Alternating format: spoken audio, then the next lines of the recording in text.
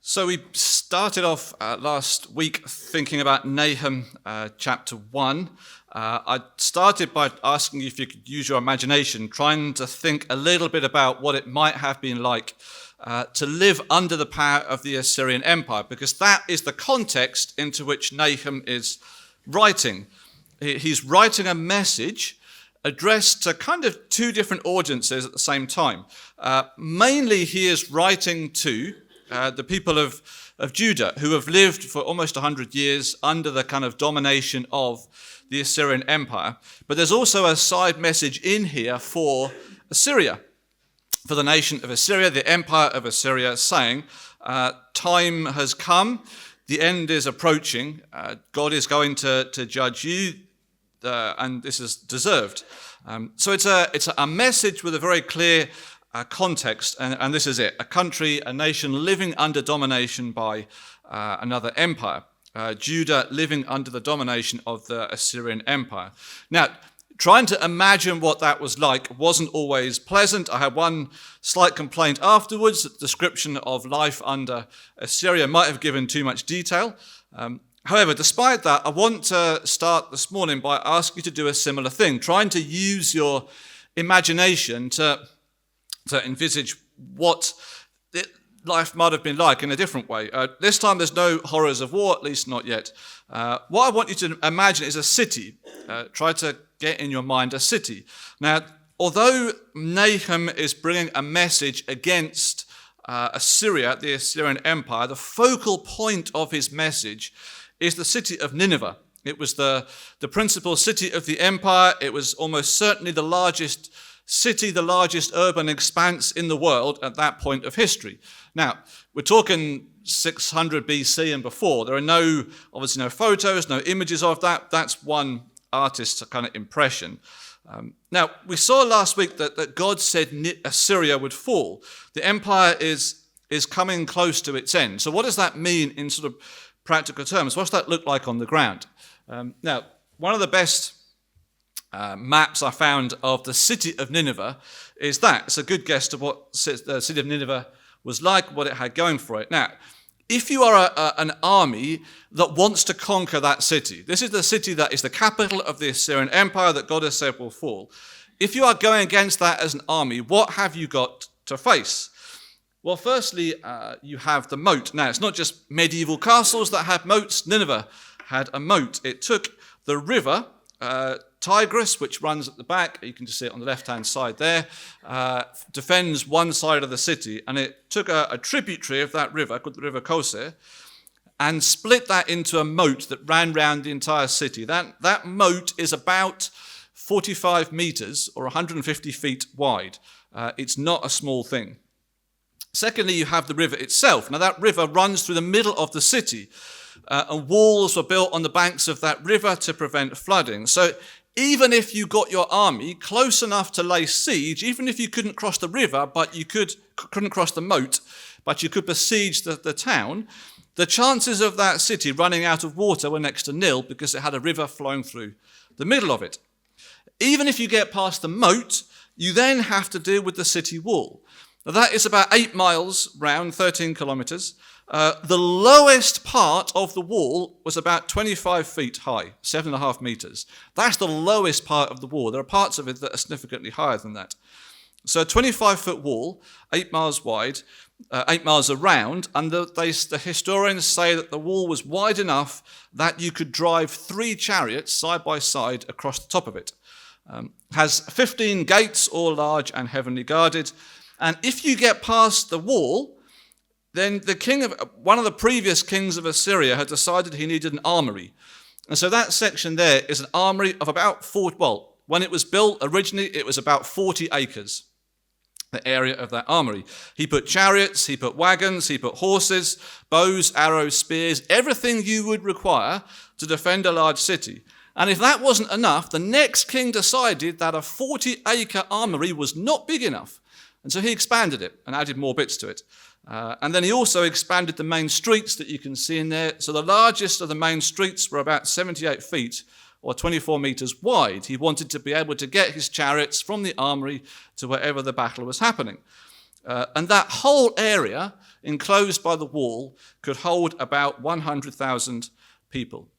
And then if you add the number of homes and dwellings that people built up outside of the wall, around the city, you're probably looking at somewhere around 300,000 people that make up Nineveh. 100,000, the city of Nineveh inside the city, and around 300,000, almost a third of a million in that entire urban area. So it's no wonder that people thought Nineveh was virtually invincible. And like I say, it was almost certainly the largest urban area on the planet at the time that Nahum is writing. However, as we thought last week, none of that matters if God is the one, if the God who created the heavens and the earth, if he is the one that declares he is against you, then actually none of those defenses are really sufficient to withstand. So here's what Nahum has to say specifically to the city of Nineveh. Nahum chapter 2. The scatterer has come up against you. Man the ramparts, watch the road, dress for battle, collect all your strength, for the Lord is restoring the majesty of Jacob as the majesty of Israel. For plunderers have plundered them and ruined their branches. The shield of his mighty men is red, his soldiers are clothed in scarlet. The chariots come with flashing metal on the day he musters them. The cypress spears are brandished, the chariots race madly through the streets, they rush to and fro through the squares. They gleam like torches, they dart like lightning. He remembers his officers, they stumble as they go. They hasten to the wall, the siege tower is set up. The river gates are opened, the palace melts away. Its mistress is stripped, she is carried off. Her slave girls lamenting, moaning like doves and beating their breasts. Nineveh is like a pool whose waters run away. Halt, halt, they cry, but none turns back. Plunder the silver, plunder the gold. There is no end of the treasure or of the wealth of all precious things. Desolation and ruin. Hearts melt and knees tremble. Anguish is in all loins. All faces grow pale. Where is the lion's den, the feeding place of the young cubs, where the lion and lioness went, where his cubs were, with none to disturb? The lion tore enough for his cubs and strangled prey for his lionesses. He filled his caves with prey and his dens with torn flesh. Behold, I am against you, declares the Lord of hosts. I will burn your chariots in smoke, and the sword shall devour your young lions. I will cut off your prey from the earth, and the voice of your messengers shall no longer be heard. It's quite a brutal picture in many ways. There's your kind of horrors of war in that chapter. And the description we have in Nahum chapter 2 is a pretty spectacular description of what took place, what we know took place in 612 BC. After a relatively short siege, 3 months, which for a city that size was quite short, the entire city was conquered. And Nahum begins by kind of offering this challenge to the Assyrians to get ready for battle. Verse 1, man the ramparts, watch the roads, dress for battle, collect all your strength. A challenge to the army that's there defending. Get ready. The enemy is coming. And the enemy is approaching. But the challenge to get ready is seen to be futile. Manning the ramparts is going to be pointless. Verse 6, the river gates are opened. Now, according to tradition, the historians that we have recording what took place, when this army was there, how did they manage to conquer in such a relatively short period? 3 months is not long for a siege in those days of a city of that size. And according to tradition, there were unusually high floodwaters that year. The river that runs through the center of Nineveh, that you see in the image there, was in flood. And it seems that the invading army also opened the floodgates. And that huge torrent of water almost certainly destroyed part of the city wall. And so when Nahum writes the river gates are open, that's almost certainly the way that the conquest took place.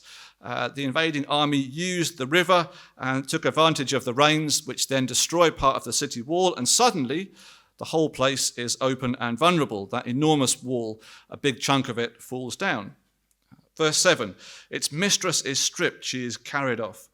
So Assyria, the empire that for so long has taken pleasure in conquering nations and then deporting them, moving them from one location to another, taking them out of their homeland, who has enjoyed doing that. This country, this city, now finds itself the one who is carried off into slavery.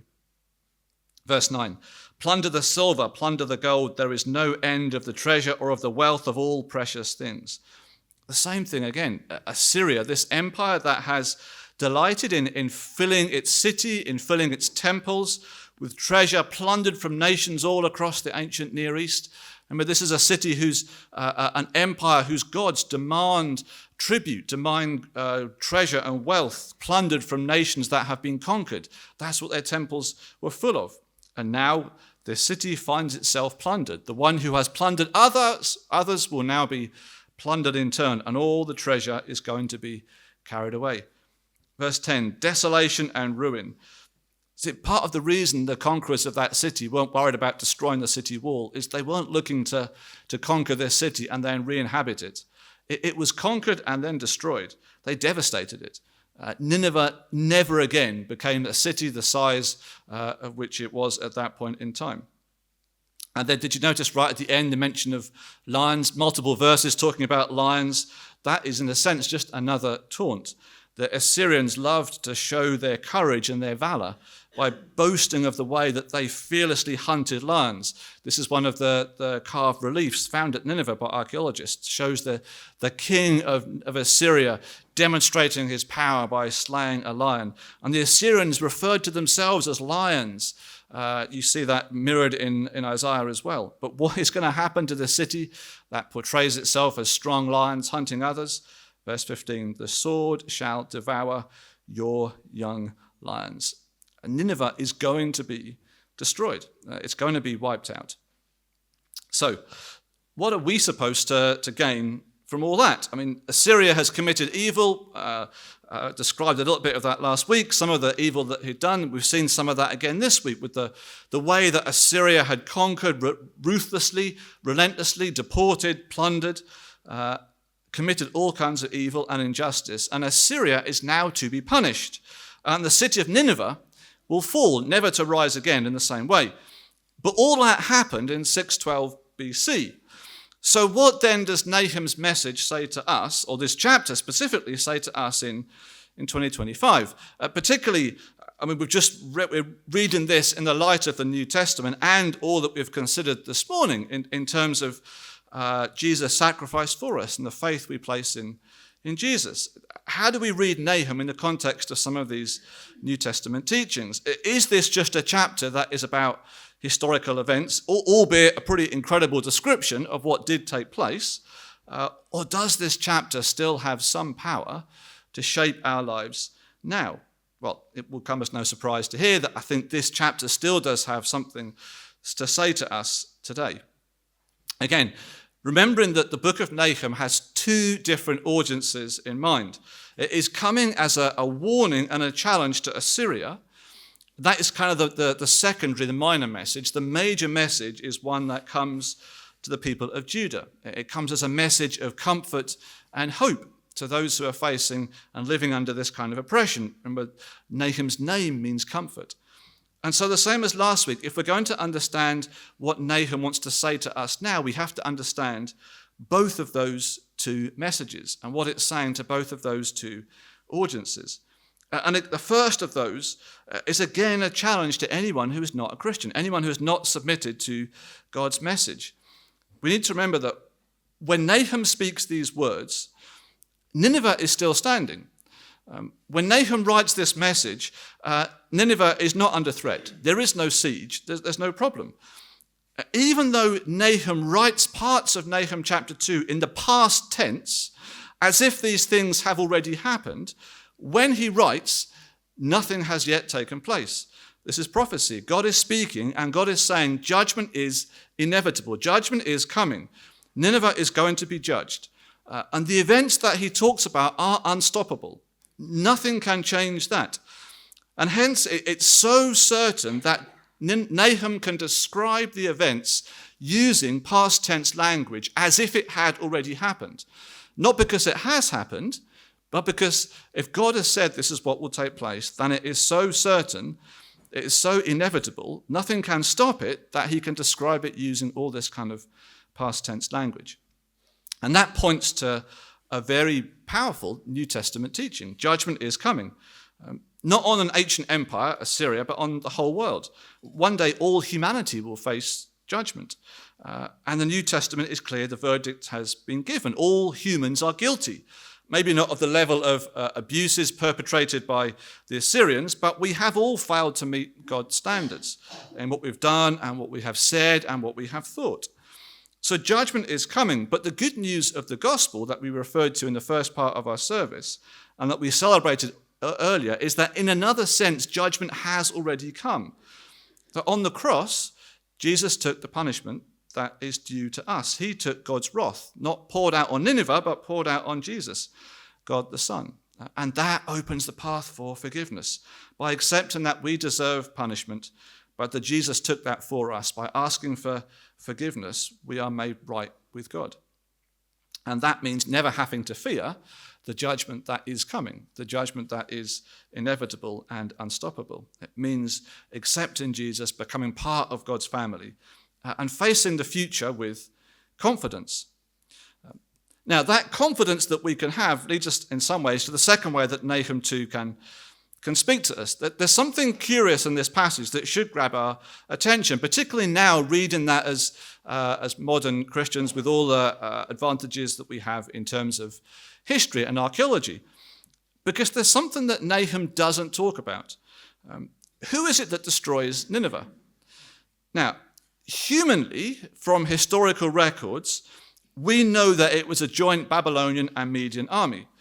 Now, certainly God caused the river to experience a remarkable level of flooding at that point, but there's no miraculous kind of Sodom and Gomorrah destruction of the city. God uses entirely human means to achieve that. And humanly speaking, Nineveh's fall could be variously attributed to Assyrian civil war, to internal corruption within the Syrian Empire, even a massive drunken celebration by the Assyrian army on the eve of their defeat. But none of that makes it into Nahum chapter 2. Because in this passage, it is God who does everything. It's God who does the whole thing. It's God who acts. It's God who brings the defeat. It's God who acts in judgment on Nineveh. Now, and the humans that were involved in that may not even have realized that God was using them to achieve his purposes. And this specific event, God using Babylon and Media to defeat the Assyrians, actually fits into a broader pattern that you can see across the whole Old Testament. Oop, there you go. Sorry. It didn't come out as well as I hoped it would. You've got a bigger picture that is working here. Israel rebelled, and God uses Assyria to punish them. You read about that in Micah. Assyria is evil. Assyria has sinned and is in turn punished by Babylonia. That's what we're reading about here in Nahum. Judah rebels and is punished by also Babylonia. You can read about that in Habakkuk.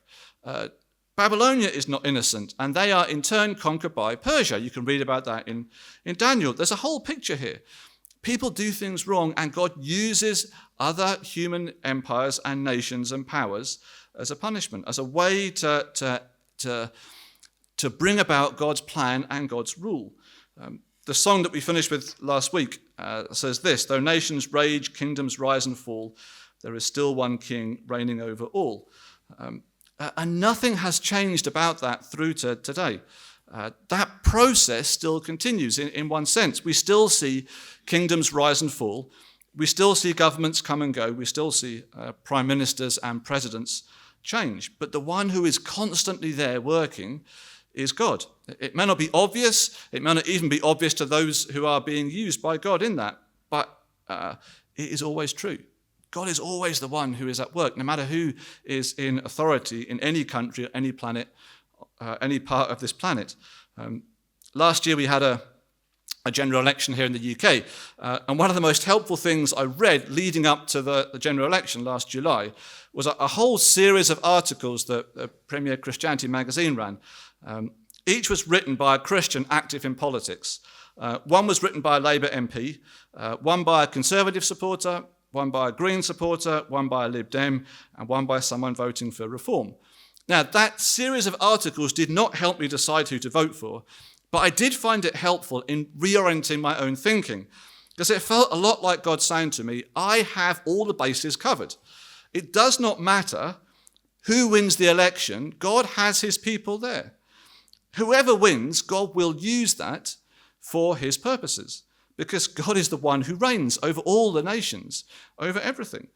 And just like God can use creation, like the flood waters at Nineveh, the flood waters that made that river bigger than usual, the nations themselves, rulers and kingdoms and authorities and governments, are part of God's creation to use as he chooses. And that remains just as true today as it was through any of those Old Testament periods. Now, clearly the New Testament teaches us to pray for those in authority so that we might be able to live godly lives. And we need to think carefully about who we support if we choose to support anyone.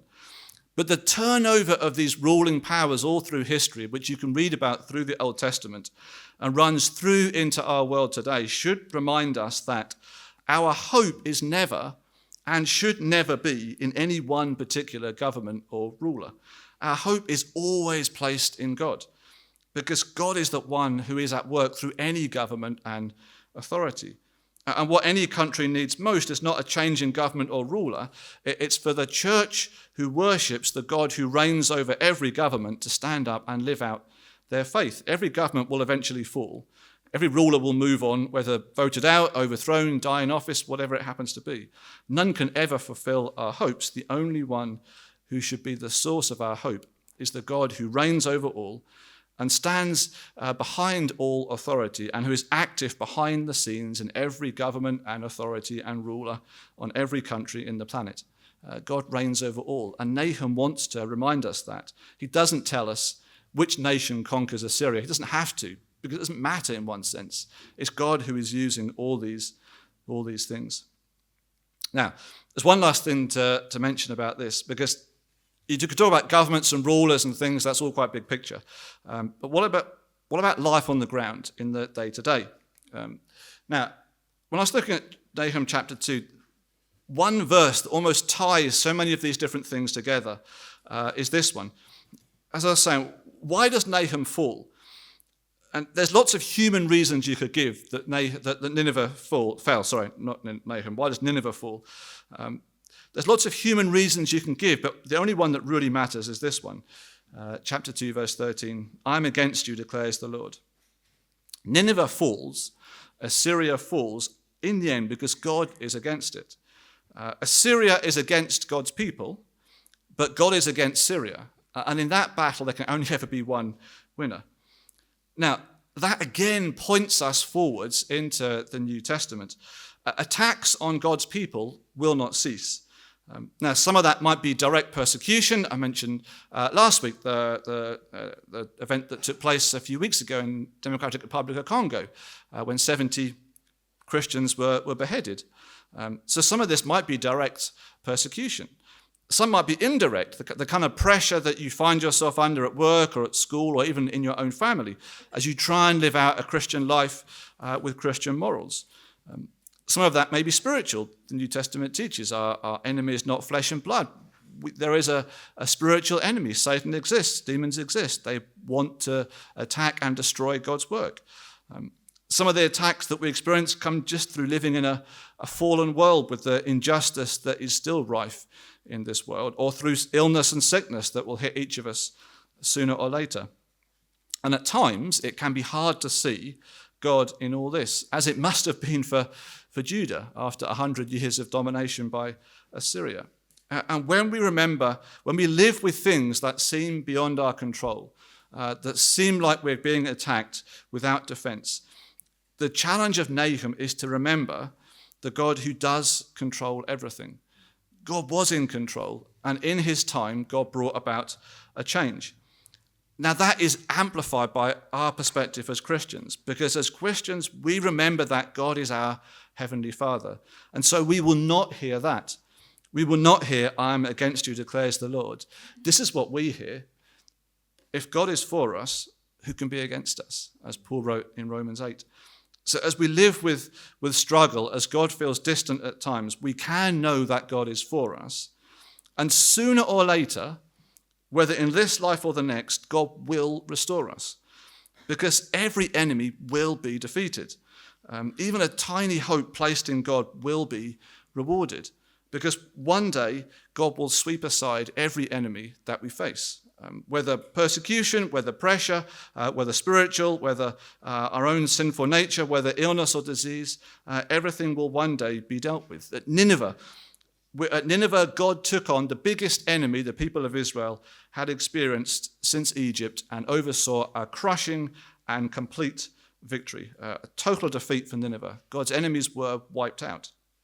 And in a sense, that carries through to today. There is no enemy that is big enough to stand against God. That's what Paul is saying to us. If God is for us, who can be against us?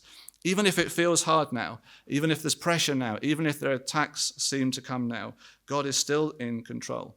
Eternity, the new heavens, the new earth, everything that is to come is still there. One day God will wipe out every enemy, every source of attack. Victory will come. And just like at Nineveh, it will be total. It will be complete, because if God is for us, who can be against us? He just asked us to hang on for a bit longer, in the same way that Nahum was asking Judah, just hang on, victory is coming. It's certain. You might have to wait, but it will be here. Just hang in there. Let's pray. Heavenly Father, we thank you for this words of Nahum, challenging and blunt, but we thank you for their truth. We thank you for that incredible description of the defeat of Nineveh, a description that could be so accurate and complete and given years before the event took place. And we thank you that the reason that was possible is because you remain sovereign. You are over all things. You are behind every kingdom, every ruler, every government, every authority. And just like you can use anything in nature for your purposes, humans' authorities still remain part of your creation and are being used by you for your design and your plan. We ask that you would give us a confidence in you.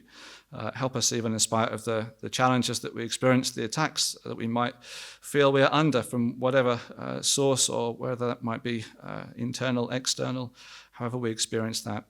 We ask that you would give us a confidence that you remain in control of all things. And in your time, one day you will bring an end to every opposition. What we have to look forward to is celebrating the victory of Jesus. We have amazing things waiting for us that are beyond what we can even imagine, as your word tells us. Help us to draw comfort from that, even in the midst of challenge now. Help us to place our hope in you and trust that even when things seem difficult and pressured, ultimately you remain in control. Help us to see past circumstances to what you are doing and to remember you. Thank you for being able to read these words in the light of Jesus and knowing your love for us, and that you also experienced pressure and opposition and suffering through Jesus and his life on earth. We thank you for your presence with us. We thank you for all that will come in the future. We ask that you would sustain us and give us comfort. We ask all these things in Jesus' name. Amen.